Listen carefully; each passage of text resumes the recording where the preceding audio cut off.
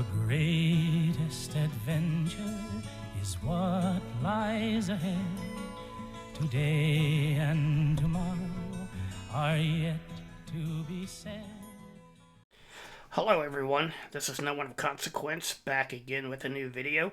This is episode 29 in a series which recounts my ongoing Dungeons & Dragons campaign, which is now in its 9th year. If you enjoy this video, please remember to hit the like button at the end. As always, spoiler alert, I will be revealing details about this adventure module in this video. As a reminder from last time, this is the current composition of the adventuring party. You remember last time, Gorbadoc the Halfling rejoined the party after a long absence. And also as a reminder, this is the current makeup of various NPCs and animal NPCs, which are a part of the adventuring party. Where we left off last time, the rulers of both Valuna and Furiondi, Hazen and King Belvor, had asked the characters to travel to the Diocese of Lorish and meet with the bishop there to learn as much as they could about these raids that giants been making on the frontier villages. And an important thing that I forgot to mention last time is that in addition to the giants, there were also some scattered reports of drow elves in the vicinity of these raids. They weren't actively participating. They were hanging back and letting the giants do the work, but some of the refugees had reported that these dark elves had been in the area as well. And the King Belvor and Hazen had also become aware from their high-level advisors that the demoness Loth had escaped from the temple recently, and they just assumed that part of the destruction of the Temple of Elemental Evil unfortunately resulted in Loth being allowed to escape, but they just wondered if the characters could look into that and find out if maybe Loth's escape had something to do with these drow elves guiding the giants in their raids. Now, of course, we know from several episodes back that it was actually the characters, specifically Varys, who allowed Loth to escape when he stole this gold pillar in Loth's prison and put it on his floating disc to try to take it out. And that ended up causing the sealed doors to shatter, which allowed Loth to escape. And that moment is revisited here in this screenshot. So anyway, the characters, after they got out of that meeting, Varys said to the others that, man, I'm just glad my name didn't come up and all that, which I thought was pretty funny. So the characters spent a day or so provisioning themselves here in the capital city of Midrick, and then they set out for the city of Lorish. And that's the route they took is depicted here on this map. And I calculated, because it was good roads, they only took about maybe about a week to get from Midrick to Lorish. Because if you remember, they got their horses back. So once they got to Lorish, they met with the bishop there, and that's depicted in this screenshot. And he was expecting them because Hazen and Belvor sent out a messenger ahead of time that the characters were on their way. And the bishop pretty much just recounted the details that he had sent in his report regarding the raids of the giants on the frontier, but he also said that he had sent out some scouts to try to figure out where these giants were coming from. And they did locate a fort of hill giants, and the approximate location is depicted here on this map, so you can see it's in the foothills of the mountains there. And the bishop provided the characters with those details about approximately where it is, but you can see it's quite a distance from the city of Lorish at the top of the map. And realizing that it was going to be quite a journey, the characters knew that they would need to get lots of provisions before they set out. But one bit of good news also, in addition to finding the hill giant fort, the scouts also located a small cave nearby, which the characters would be able to use as a base of operations. So, with that information, the characters, they purchased about a month of supplies, and they also bought a wagon and a couple of mules to haul everything. They left their horses behind, and they also left Jasmine, that one NPC, the animal handler NPC. They left her and all of their horses behind in Lorish, and they just used the wagon and mules that they bought, and also they brought along that donkey of theirs, Chuck. So you can see everyone here, and it took them, I calculated, it took them about a week and a half to get from Lorish to this location, to the hideout cave that the scouts had described. And then in this screenshot, you can see the characters were exploring this cave to make sure it was clear before they brought all their stuff inside, which it was. And they arrived here, late afternoon, heading into the evening. And so they decided to set out right away to investigate the hill giant fort. So they left Quan and other, like the owl and the dog that belongs to Niobe the cleric behind, hidden in the cave, to hopefully stay safe while the characters themselves went to go investigate the giant fort. And this illustration here shows some traditional depictions from the old modules of what the hill giant fort looks like, and you'll notice highlighted here on where the arrows are the apparent main entrance of the fort. And so the characters decided, it was at this point it was becoming dark, and so the characters decided to just go up to the main entrance and see what they could find out. And so this screenshot depicts that the main doorway there was not completely shut. It was slightly open, and the characters were able to get inside, and they found two hill giant guards just inside the door, and they appeared to have drank too much and were sleeping there in their chairs. And so the characters took the opportunity to just quietly take them out, but then they also arranged things to make it look like they had fought each other. And then there on the left hand side of the screenshot, you can see some stairs which led to the tower, which was visible in the exterior view. And Garrett, the thief, crept up there, and there was another hill giant up there, but he was had drank too much and was dozing as well, and so Garrett was able to just quietly take that giant out as well without alerting anyone. And meanwhile, the characters were looking around. There's various giant bags hanging on the wall, so they were looking in those. And the arrow here points out a set of large double doors in the entranceway, and the characters had to listen at that, and it sounded like there was a lot of talking and cheering course, it was in hill giant language, so they couldn't understand it. But they had a peek through those doors, and this map depicts the entire upper level.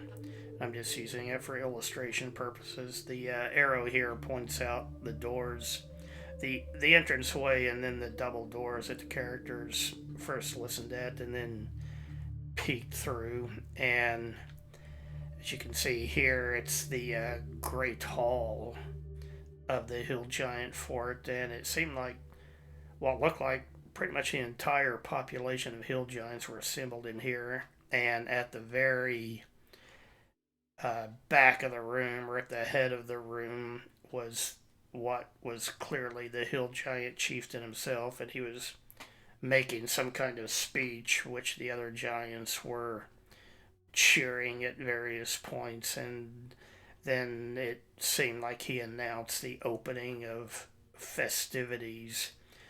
And at that point, ogres who appeared to be servants of the hill giants came in through these doors here carrying trays heaped with food, and there were also giant-sized mugs of drink that they started passing around and putting out on the tables for the hill giants. So clearly, some kind of celebration or feast was underway. And so the characters decided, since it seemed most of the hill giants were located here, that they would use these side doors, which are pointed out on this map, and start exploring the periphery of this hill giant fort. And again, this map shows all the details, but the characters at that point in time didn't know what there was. They just knew that since most of the giants appeared to be in this great hall, that it would be a good idea to use that to their advantage and explore these other areas first. So they first went on the eastern side, and they soon found a private quarters, and there was a female hill giant sleeping on a bed in this room. And so Gorbadoc the halfling and Garrett the thief used their skills to just quietly creep inside, and they ended up dispatching this hill giant in her sleep. And this screenshot just shows the characters moving along through a corridor. And then another, this looked more like a barracks room, because there were several hill giant bunks lined against the walls. And again, Garrett and Gord the halfling snuck into here, and they found two more sleeping hill giants. So they each positioned themselves next to one of the giants, and were going to simultaneously strike and try to kill these giants in their sleep as well. And unfortunately, Gorb, it's not shown here in the screenshot, but he made some kind of a fumble on his attack and actually woke the giant up. Of course, it took the giant a moment to get its bearings. Meanwhile, Garrett, you can see there in the upper left-hand corner, managed to kill his hill giant. So while the hill giant that Gorb was on was waking up, he went ahead and made a regular attack, and you can see he scored a natural 20, which was lucky for him. And Garrett rushed over, and you can also see Varys and Thorol moving in. And Thorol cast a magic missile, so even though it was regular combat between all of them, they managed to take out this hill giant without raising any kind of an alarm. So here's another screenshot showing a long corridor, and the character stopped at this door there that you can see where most of them are centered. and listened at it, and they could hear what sounded like children voices laughing and playing, and of course they couldn't understand what was being said, but it was what appeared to be hill giant children, and they had a long debate on whether they should go into this room and kill these hill giant children, but in the end they decided to just leave the door alone and move on. They soon came to another room and went inside, and this room held a nasty old hill giantess who was bullying and browbeating three young female hill giants who were kind of cowering in the corner. And so when the characters came in, the old nasty hill giant started fighting, whereas the younger female giants just hid in the corner, continued to hide in the corner. And I think that circle there might have been a silence spell that one of the characters cast to try to keep a noise down from this fighting. So, anyway, the characters managed to defeat the old, nasty hill giantess who was fighting, and that's what's shown here. And then after the battle, the characters tried talking to these other the young female hill giants, and eventually Obrak tried speaking the ogre language, which one of these giants understood, and so using that language, she explained that these three were all sold to the hill giant chieftain, or given to him in tribute from another tribe of hill giants, and were forced to work for this old hill giant. And now that she was gone, all they wanted was to get out of here and return to their own hill giant tribe, and just get out of this place forever. And so the characters agreed to that, and they said that the old hill giant had some valuables hidden in her sleeping area here, and these giants would tell the characters where the valuables were. Uh, well, they wanted to know if they could take some with them, and they would give the characters information about the fort in return.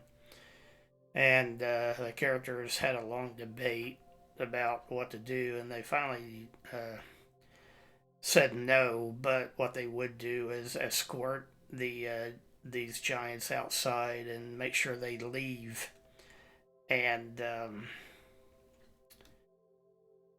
they would just let them go and return to their own homes. And so that's what they did. They ended up giving these giants some money to for their travel, but they would not let them take the treasure hidden by the old female hill giant.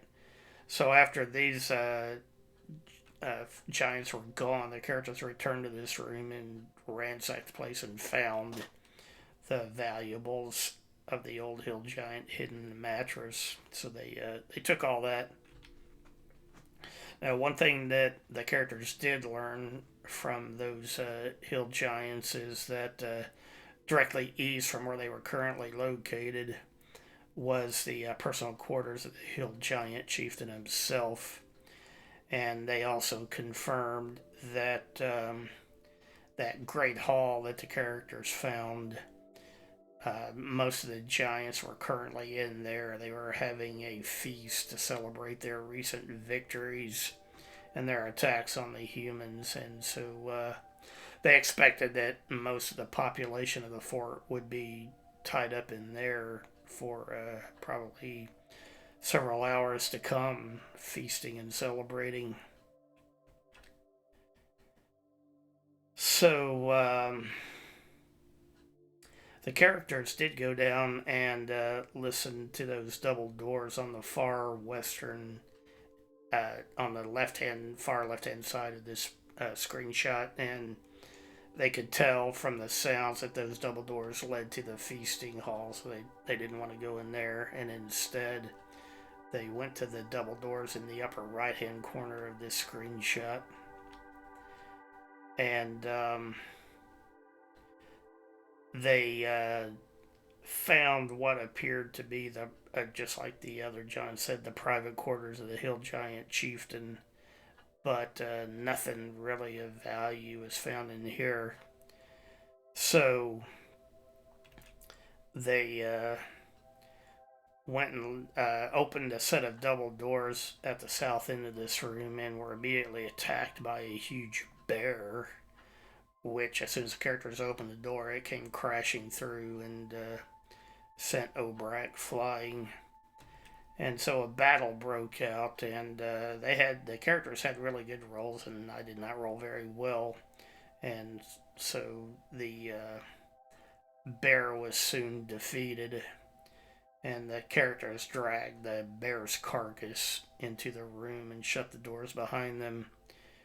And for a long time, Gorbadak had been wanting a bearskin hat, and now here was his chance to finally get one.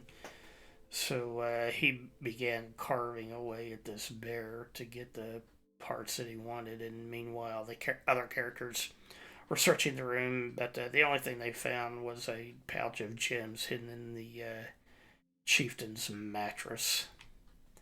So the characters went back out into this main area where they had just previously been, and yet another debate broke out about those hill giant children and what should they do with them. Should they attack them or not?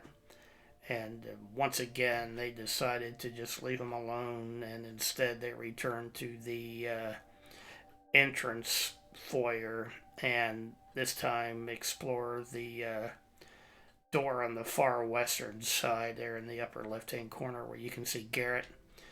And they went through there. They found what appeared to be an armory for the hill giants. They found racks containing weapons, armor, shields, helmets, etc., all sized for hill giants.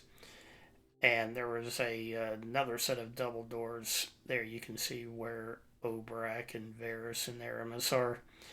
And they listened at that, and again, they could hear sounds that would indicate that those double doors led to the feasting hall. So, what they did was take one of the big swords from the armory and slide it through the handles of those doors so that they couldn't be opened from the other side, or at least not very easy. So, moving on, the characters found what appeared to be a high status sleeping quarters for giants, so they went ransacking to this room and checking out giants' bags, and really the only thing of interest that they found, highlighted here, you can see on the far left hand side of this screenshot there's a lit torch, but the one on the right hand side, it was just an empty torch bracket. There was no lit torch in it, which seemed to the characters to be out of place. And so Garrett ended up checking it out, and when he took it down, it turned out the torch bracket was an illusion, and instead it was actually a very fancy sword. And so he ended up giving that to Obrak, and he was going to try that out and see what it was. So moving on, the characters found another barracks room. It was pretty plain. It seemed to be just for regular hill giant troops, but they didn't really find anything of value in there. So they returned back to the eastern side of the fort, and there was another set of double doors that they had not explored. And they opened it up and found that it led into what appeared to be some kind of a conference room. And hanging on the wall of this room was a large map that depicts the entire region where they're located. And even though there was writing in Hill Giant, it was marking villages that the Giants had already raided. And then it also pointed out other villages that were apparently going to be marked for future raids. So Thorol took that map down and folded it up and put it in his backpack for safekeeping. So moving on, there was another set of double doors on the north side of this area, and the characters listened at that and then opened it up slightly and found that it led outside, and just on the other side of the doors were some very large wolves waiting outside and growling at the characters. And so when they saw that, Aramis slammed the door shut again before any trouble could ensue. Alright, well, that's all I have for now. Thanks again for watching. If you liked the video, please hit the like button. And if you haven't yet, please consider subscribing, leave comments, and share the video. And anything you can do to help support the channel, I appreciate it. Thanks again. Bye for now. The greatest adventure is what